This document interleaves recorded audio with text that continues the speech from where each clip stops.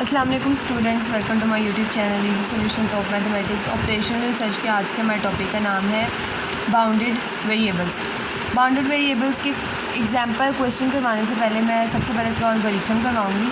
पहले मैंने वैसे किसी मेथड का एल्गोरिथम करवाया नहीं है, क्योंकि एल्गोरिथम तो आपको किसी भी बुक से, गूगल से, कहीं से भी मिल सकते हैं। लेकिन ये ऐसा टॉपिक है जिसके अंदर छोटे छोटे बहुत ज़्यादा कॉन्सेप्ट्स हैं, एक एग्जांपल से या दो एग्जांपल से कवर नहीं करवाया जा सकते। इसलिए सबसे पहले मैं आपको इसका एल्गोरिथम करवाऊँगी, उसके बाद हम इसके एग्जाम्पल्स करेंगे। तो एल्गोरिथम ये मैंने लिखा हुआ है। सबसे पहले इसका स्टेप 1 क्या होता है? स्टेप 1 होता है कि जो हमें LPP लीनियर प्रोग्रामिंग प्रॉब्लम जो हमें दी हुई होती है ना, अगर वो मिनिमाइजेशन टाइप है, if LPP is of minimization type convert it into maximization. तो अगर कोई मिनिमाइज का क्वेश्चन है हमारे पास, तो हम उसे सबसे पहले मैक्सिमाइजेशन में कन्वर्ट करेंगे, माइनस से मल्टीप्लाई करवा के। स्टेप नंबर 2 है, if right hand side of any constraint is negative, make it positive by multiplying the constraint by -1। अगर राइट हैंड साइड पे किसी भी constraint के अगर नेगेटिव है, जैसे ये कोई constraint मैंने लिखी है 2x1 + 3x2, ये लेस देन इक्वल टू -1 है। तो अगर इसकी राइट हैंड साइड पे -1 है, तो हम इसको पॉजिटिव करने के लिए इसको माइनस से मल्टीप्लाई करवाएंगे। जब माइनस से मल्टीप्लाई करवाएंगे तो हमारे पास आ जाएगा ये पॉजिटिव हो जाएगी राइट हैंड साइड। तो हमें ये काम करना है। उसके बाद convert the LPP to standard by adding slack और surplus variables and obtain the initial basic feasible solution. अब जो भी हमें प्रॉब्लम दी होगी उसको हमने स्टैंडर्ड फॉर्म में कन्वर्ट करना है। उसके अंदर स्लैक या सरप्लस वेरिएबल जो भी कंडीशन के हिसाब से होंगे वो ऐड या सब्ट्रैक्ट करवा के, तो जो हमने उसका टेबल बनाना है, तो वो जब स्टैंडर्ड फॉर्म में आकर उसका हम टेबल बनाते हैं तो उसे कहते हैं initial basic feasible solution. Feasible solution यानी जैसे राइट हैंड साइड पे यहाँ पे नेगेटिव था, हमने इसे पॉजिटिव में कन्वर्ट कर दिया और ये सोल्यूशन में सारे आते हैं, मतलब सोल्यूशन सारा पॉजिटिव हो, फिजिबल हो। स्टेप नंबर 4 है, if any of the variable is at positive lower bound substitute it out at its lower bound by. अब ये जो बाउंडेड वेरिएबल्स होते हैं ना, इसके अंदर हम हर प्रॉब्लम जो लिखी होती है उसके नीचे लिखा होता है x1 x2 greater than equal to 0। Mostly ये होता है। लेकिन ये जो बाउंडेड वाली प्रॉब्लम है ना हमारे पास, इसके अंदर हमारे पास दोनों सारे वेरिएबल्स जितने भी नॉन बेसिक वेरिएबल्स होंगे सारे बाउंड किए होंगे। जैसे कि x1 less than equal to 1, और अगर x2 होगा तो 0 less than equal to x2 less than equal to 2। ये मैंने अपने से एक एग्जांपल लेकर बताया कि इस तरह से LPP प्रॉब्लम के नीचे जितने भी वेरिएबल्स गिवन होंगे वो सारे बाउंडेड होंगे। तो हमें पता चल जाएगा इसे देख के, इस प्रॉब्लम की पहचान ये है कि बाउंडेड वेरिएबल्स की प्रॉब्लम। अगर यहाँ पे 0 ना हो, हर वेरिएबल को 0 से स्टार्ट होना चाहिए। अगर यहाँ पे हमारे पास 0 नहीं होगा तो हम इसमें सब्स्टिट्यूशन करेंगे। और सब्स्टिट्यूशन हम लोग क्या करेंगे, ये 3 तरह के सब्स्टिट्यूशंस लिखी हैं यहाँ पे। ये सारी मतलब कि डिफरेंट फॉर्म्स हैं। जैसे ये है ना, ये lower bound is equal to हमारा जो वेरिएबल है जिसकी हमें चेंजिंग करनी है माइनस उसी वेरिएबल का डैश। और अगर हम इसको इधर ले जाएं और इसको अगर हम इधर ले जाएं, यानी इनकी चेंजिंग करवा देंगे, माइनस का इधर जाके प्लस का हो जाएगा उसके साथ, और XJ की वैल्यू ये आ जाएगी। और उसके बाद अगर XJ डैश की वैल्यू निकालें तो वो ये बन जाएगी। यानी इनमें तीनों में से कोई भी सब्स्टिट्यूशन हमने करवा देनी है, तो हमारे पास जो है वो XJ डैश जो है, जो हमारा डिज़ायर्ड मतलब जिसको हमें चेंज करना होगा वो वाला वेरिएबल जो हमारा ग्रेटर देन 0 होगा, यानी वो 0 से स्टार्ट हो जाएगा। सिंपल फॉर्म में ये है कि हमारी जितनी भी वैल्यूज़ हैं, बाउंडेड वैल्यूज़ जो बाउंड की हुई हैं, वो हमारी 0 से स्टार्ट होनी चाहिए, किसी पॉजिटिव नंबर से स्टार्ट नहीं होनी चाहिए। उसके बाद compute the net evolution ZJ minus CJ and examine their signs. अच्छा, हमने उसके बाद ZJ CJs निकालने हैं, यानी कि हमारे जो Z कोफिशिएंट्स जिन्हें हम कहते हैं, अगर वो ऑल पॉजिटिव होंगे then current basic feasible solution is optimal, यानी हमारा जो टेबल होता है वो ऑप्टिमल होता है। अगर उनमें से कोई लेस देन 0 होगा तो हमारा करंट फिजिबल सोल्यूशन है वो हमारा ऑप्टिमल नहीं होता, फिर हम उसको फर्दर सॉल्व करते हैं। तो हमने ZJ माइनस CJs निकालने हैं, वो मैं आपको बताऊँगी वीडियो में जब हम एग्जाम्पल करेंगे कि किस तरह से निकालने हैं। वैसे हमें पता है कि हम सिंपलेक्स मेथड या जितने भी हमें पीछे मेथड किए हैं उनके अंदर यही होता है कि अगर वो पॉजिटिव आ जाते हैं तो हम टेबल को ऑप्टिमल कह देते हैं, लेकिन अगर कोई एक वैल्यू नेगेटिव आती है तो हम वहाँ सेंटरिंग वेरिएबल लेके आगे स्टार्ट करते हैं। अगर ऑप्टिमल नहीं है तो go to the next step, हम फिर स्टेप पे आ जाएंगे। तो choose the most negative value, हम मोस्ट नेगेटिव वैल्यू सेलेक्ट करेंगे जी में से।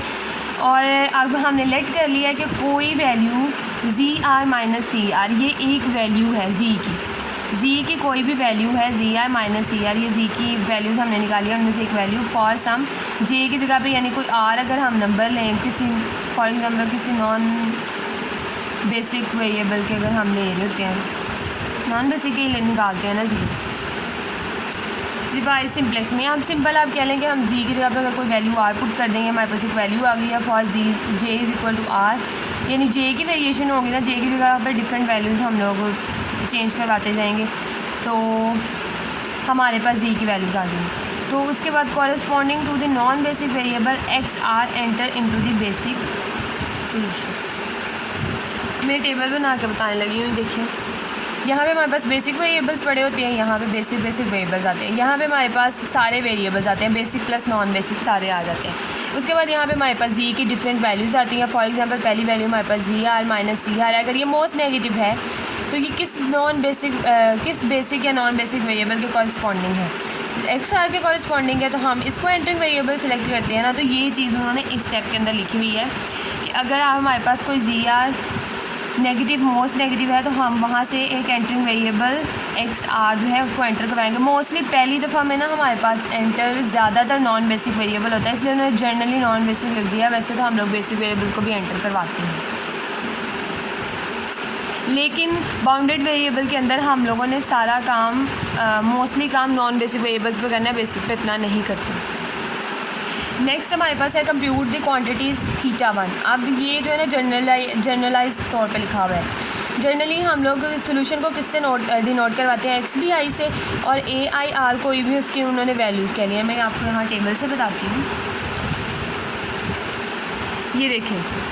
अब जब हम इस तरह से टेबल बना लेते हैं उसके बाद एक हमारा सोल्यूशन कॉलम होता है, एक हमारा रेशियो होता है। मोस्ट नेगेटिव वैल्यू यानी हमें पिवट रो पता चल गई है, तो अब उसके बाद हम क्या करते हैं, हम सोल्यूशन को डिवाइड करवाते हैं उस पिवट रो के ऊपर और हमारे पास रेशियोज आ जाते हैं। तो अब बेसिकली थीटा वन के अंदर हमारे पास मिनिमम इज इक्वल टू जितनी भी रेशियोज आती हैं सिम्प्लेक्स टेबल की, जो हमने जिनमें से कोई वैल्यू सेलेक्ट कर सकते हैं वो सारी लिख देते हैं। तो वो रेशियो क्या होती है, सोल्यूशन डिवाइडेड बाय उस पिवट कॉलम की वैल्यूज़ हमारे पास। तो जनरली उन्होंने लिख दिया है कि ए आई आर वैल्यूज़ हैं ये सारी।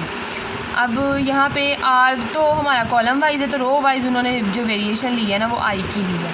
तो ये एक वैल्यू नहीं है, ये तकरीबन सारे कॉलम को और पूरी रो को डिनोट कर रहा है। आर पूरे कॉलम को और ये पूरी रो को डिनोट कर रहा है। तो हम सोल्यूशन को जब इससे डिवाइड करते हैं तो उन्होंने जनरली लिख दिया है कि सोल्यूशन को जब उसकी पिवट रो से डिवाइड करते हैं यानी कि हमारे पास रेशियो सारी आ जाएंगे इसके अंदर। उसके बाद थीटा टू का फॉर्मूला होता है हमारे पास अपर बाउंड जो एंटरिंग वेरिएबल होता है उसकी अपर बाउंड माइनस जो अपर बाउंड क्वेश्चन में गिवन हुई होगी, तो माइनस उसका सोल्यूशन डिवाइडेड बाय वो वैल्यू जो हम सिलेक्ट करेंगे, तो वैल्यू नेगेटिव। फॉर एग्जांपल यहाँ पे अगर हमारे पास कोई नेगेटिव वैल्यू है जो हमने सिलेक्ट किया है कॉलम, उसके अंदर हमारे पास अगर कोई नेगेटिव वैल्यू होगी नॉन बेसिक वेरिएबल्स के कॉरस्पॉन्डिंग, यहाँ कोई नॉन बेसिक वेरिएबल होना चाहिए। फॉर एग्जांपल x1 x2 शुरू से ही हमारे पास ज़्यादातर नॉन बेसिक होते हैं। फॉर एग्जांपल कोई x1 है यहाँ पे हमारे पास और यहाँ पे x4 है। अब नेगेटिव वैल्यू हमारे पास नॉन बेसिक वेरिएबल, ये नॉन बेसिक है और ये बेसिक है, हमने ऐड करवाया। तो नॉन बेसिक वेरिएबल के कॉरस्पॉन्डिंग हमारे पास एक वैल्यू आई है और वो वैल्यू क्या है, नेगेटिव है। तो हम लोग थीटा टू के लिए फार्मूला यूज़ करेंगे। अगर वो नेगेटिव नहीं होगी तो हम इन्फिनिटी लगा देंगे। अब नेगेटिव वैल्यू है तो उसके कॉरस्पॉन्डिंग थीटा टू में ये वाला फार्मूला लगेगा। अपर बाउंड एक्स आर की अपर बाउंड जो क्वेश्चन में गिवन होगी, for example X R bound किया हुआ है 2 तक, तो हम लोग 2 यहाँ पे लिखेंगे, 2 माइनस यहाँ से उसका सोल्यूशन, इसके कॉरस्पॉन्डिंग जो भी यहाँ पे इसका सोल्यूशन दिया होगा हम वो उससे माइनस करवाना है और divided by negative value divided by इस नेगेटिव वैल्यू। इसकी अपर बाउंड माइनस जो वैल्यू सेलेक्ट किया उसके कॉरस्पॉन्डिंग सोल्यूशन डिवाइडेड बाय उस वैल्यू के साथ माइनस में भी मल्टीप्लाई करवाना है।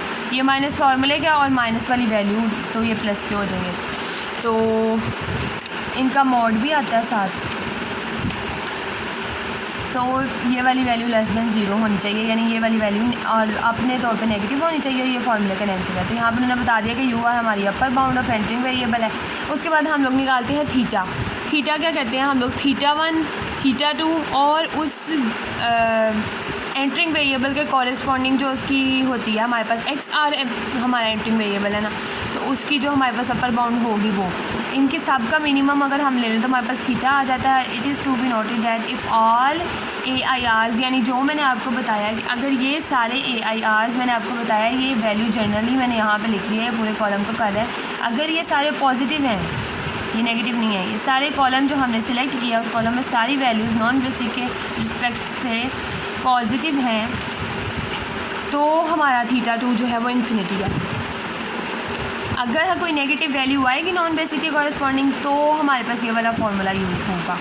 उसके बाद इसमें डिफरेंट केसेस बन जाएंगे। अब थीटा क्योंकि इन तीनों वैल्यूज़ का ही मिनिमम लेना है तो इनमें से किसी एक के इक्वल थीटा आ जाएगा। If theta is equal to θ1, अगर θ1 के कॉरेस्पॉन्ड के इक्वल आ जाएगा अगर उसके सोल्यूशन तो देन ये मैंने जनरली लिख दिया है।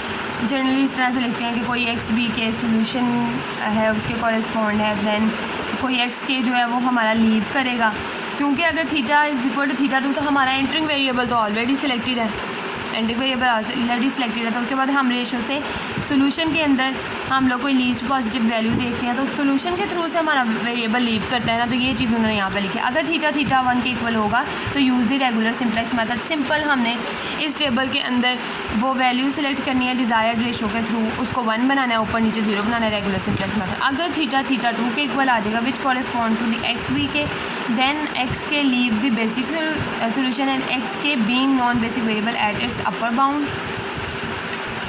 Must be substituted.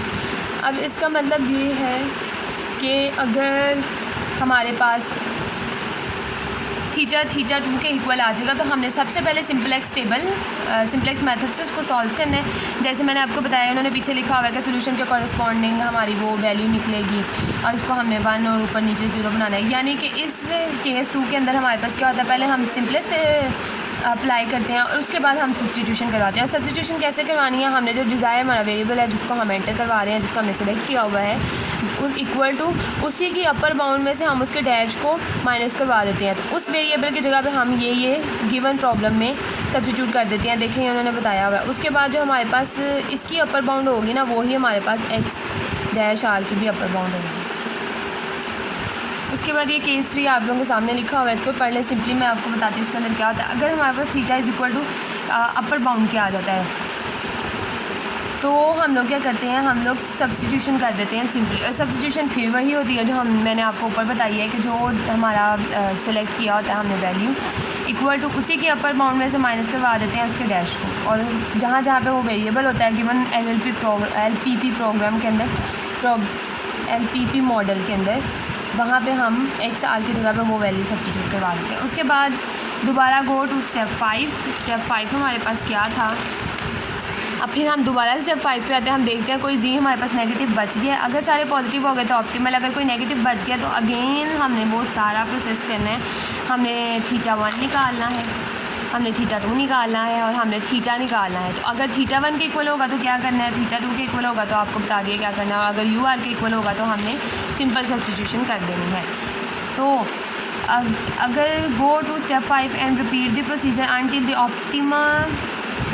optimum basic feasible solution is obtained और then there is an indication of unbound solution। यानी कि हमारा जो है ना यहाँ पे स्टॉप हो जाएगा अगर हमारे पास सारे चीज़ वो आ जाएंगे पॉजिटिव।